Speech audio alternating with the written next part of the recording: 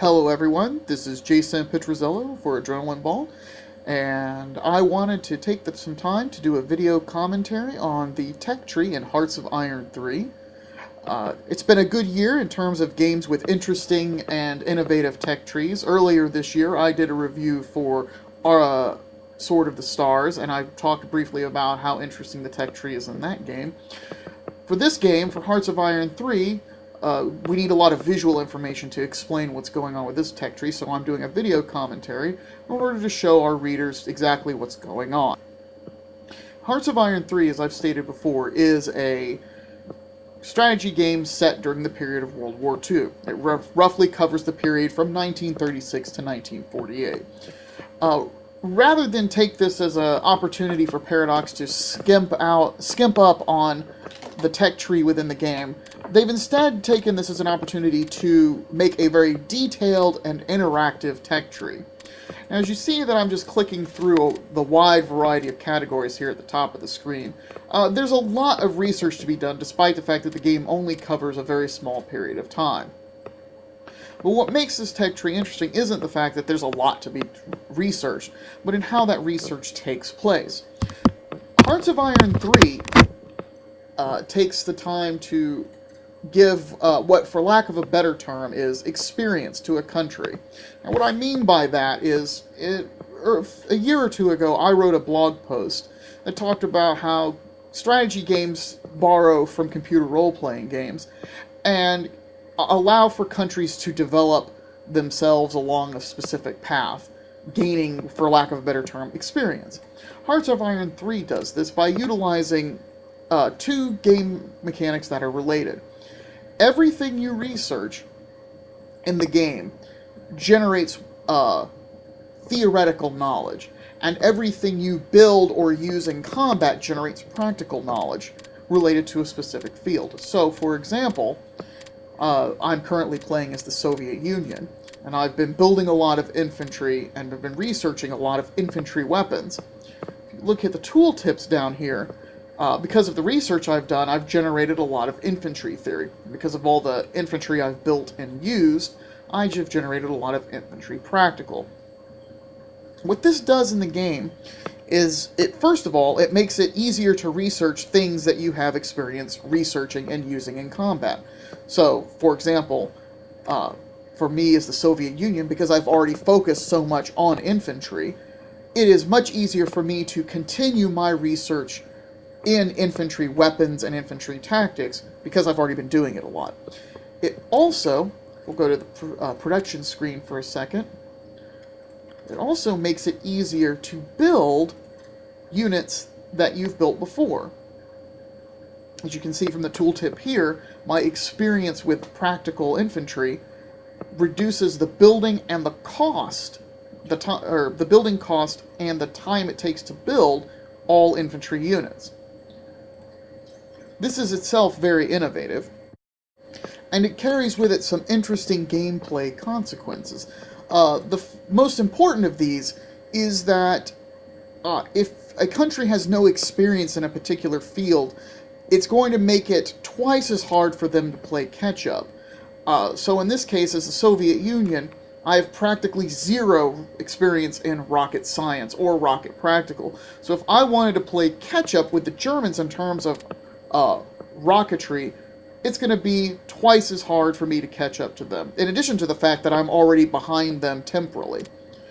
It also means that for technologies that nobody has experience with, they are much more expensive to research, not because of any arbitrarily assigned penalty, but simply because nobody has experience with it.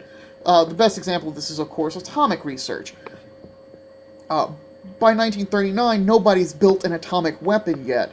So any country that wants to make the effort to become a nuclear-armed power has to be willing to make the research sacrifices needed to achieve nuclear weapons.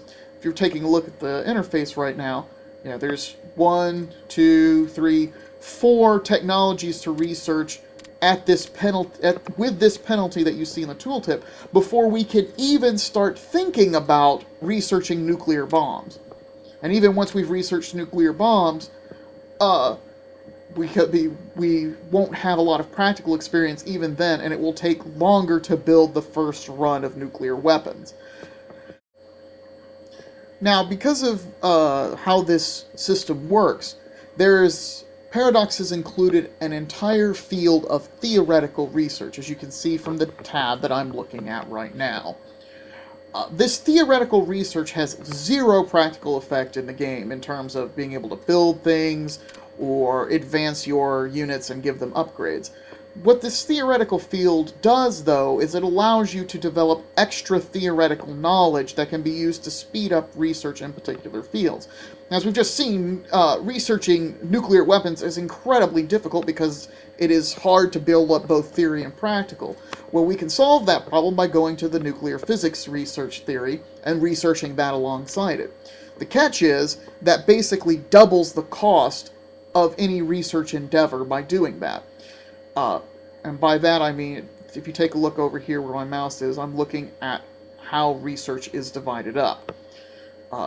Your country generates an X amount of leadership per day, and that leadership needs to be divided between research, espionage, diplomacy, and officers that are used to fill out and command your armies.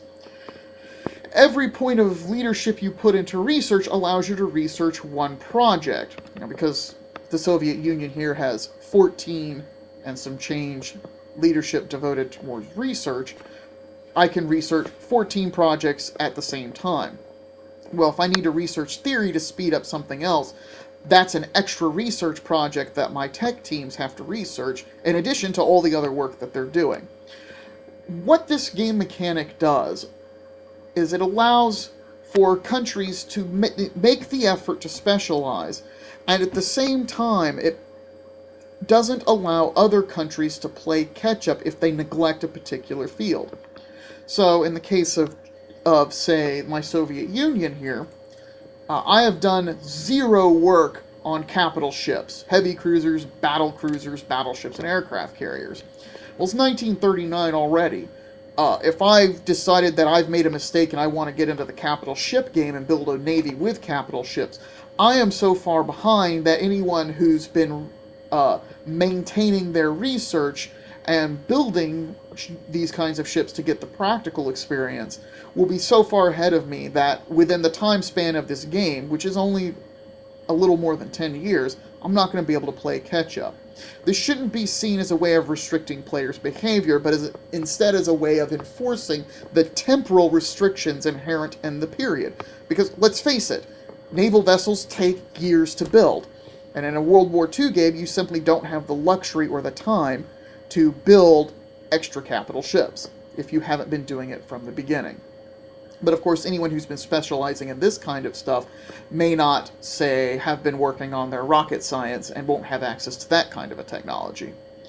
So, what Paradox has done here, I feel, is given us a reasonable way to simulate both research restrictions and benefits of research, with both your scientists and engineers getting theoretical experience, and your technicians and your troops getting the practical experience they need in order to properly use those items.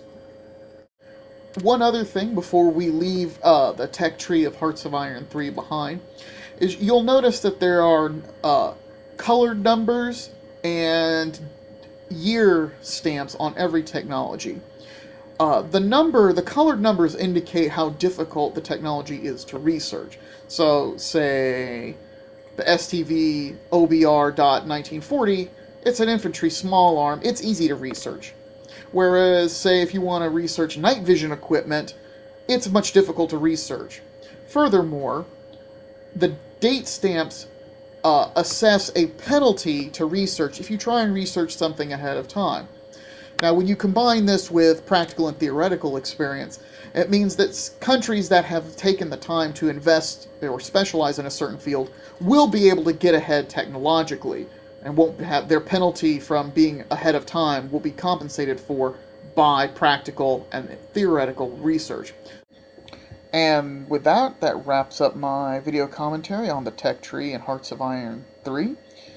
Please check out the review on Adrenaline Vault, and I look forward to seeing you there.